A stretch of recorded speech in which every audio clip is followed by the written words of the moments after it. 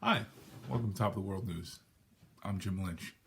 Please like and subscribe. Please follow me on all forms of social media: Facebook, LinkedIn, Twitter, Instagram. Excuse the casualness of the attire today. Been very busy with the screenplay being finished and trying to market it. I got a ton of meetings.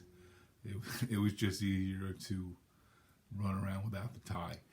To that end, thank you to everyone who's reached out with legitimate offers to help and the means with which to help, and thank you to those who were just expressing support. It's very much appreciated. So to that end, let's get to the reason why you guys are really here. We've been talking about, on the business development side, the 20 or so ways with which to generate new business. And this week, we're going to touch on a couple of more. And what I wanted to talk about today is sponsoring a workshop for folks who are on the fringes of your industry. Folks who don't directly compete with you, but work closely to your business. If you are a mortgage broker, maybe have a workshop for those who are in real estate, or have a workshop for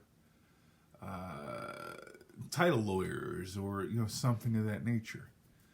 If you are a manufacturer of a product and your finished product needs to be painted, have a workshop for companies, for painting companies who would be able to utilize the products that you manufacture. It just makes sense. If A and B are working together and A is not competing with you, have a workshop for A companies. It just seems to make sense. But this is not something for the general public. Okay, it is for professionals. And you could have it co-sponsored by someone else who wants to develop similar types of relationships. But again, it's all about developing relationships. It's all about networking. Remember, WIIFM. What is in it for me? The agenda's got to be targeted towards the persons that you're inviting, the attendees.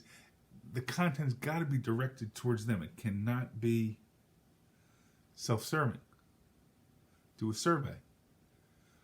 Do a paper and pencil survey. It's much easier in modern times to do it via social media, emails, things of that nature. Find out what these companies want, what topics they want covered, what is of interest to them.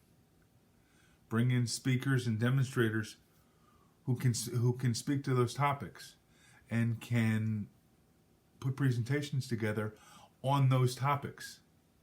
So again, WIIFM. What is in it for them? You need to make it of value to them. It's not for you. It is for them. Now, if you can truly make it for them, they in turn will want to do something for you.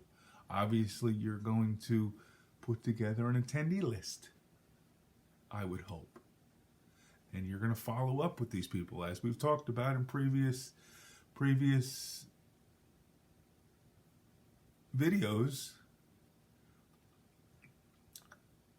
When do you stop following up? Never. You're going to create a list of potential clients or potential people who are hopefully going to send you clients. So you're going to have to continue to follow up with those people as well.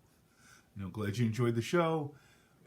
we have mutual interest. Do you know of any folks who would benefit from my business? And I obviously will send folks to you who could benefit from your business. Okay, next thing. Newsletter. Again, you can do a paper and ink newsletter. There's nothing wrong with that. Send it out via snail mail, but in today's modern times, it's much, much easier to do a newsletter or a vlog of some kind, via social media, via YouTube, via email, things of that nature. Now, you're gonna want to do it at least to start out on a monthly basis. I have a young lady who I have a relationship with. Again, she's on the fringes of what I do. And we work together and we send each other business, like we just talked about. She has a newsletter, sends it out quarterly. Jam-packed of information. If she were to send it out on a monthly basis, I don't think it would be as valuable. Because it wouldn't have enough information in each individual issue to really for me to give it a second look. She's kind of reached the perfect balance of not being too much, but being enough to where I at least want to take a look at it and see what she's got in there. And every time I look in it, she's got something that's of interest to me. WIIFM again. What is in it for me? She gives me something every quarter that is of value. So I wouldn't do it any more often than once a month, but you can kind of gauge it to do it maybe every other month or every quarter. You got to kind of gauge what exactly it is that you want to put out and how much content you want to have and length and format and so on and so forth. But again, valuable information.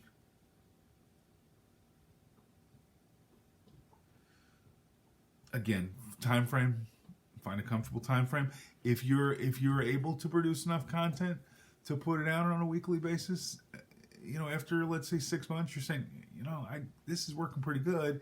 I got all this other content I can use. Maybe you put it out every 2 weeks or once a week. Again, gauge it. But again,